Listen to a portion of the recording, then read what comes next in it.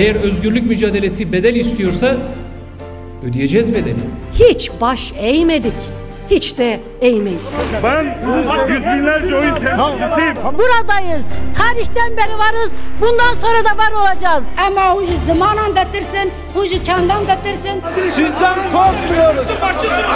Sizden korkmuyoruz. Sizin bağırmanıza pabuç bırakmayız. Her halkın adı o halkın onurudur. Kürdistan vardır.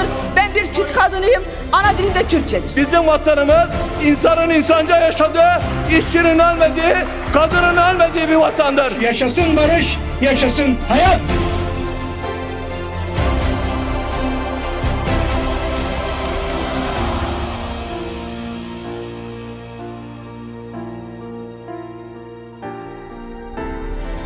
Boyun eğmedik, eğmeyeceğiz. Biat etmedik, etmeyeceğiz.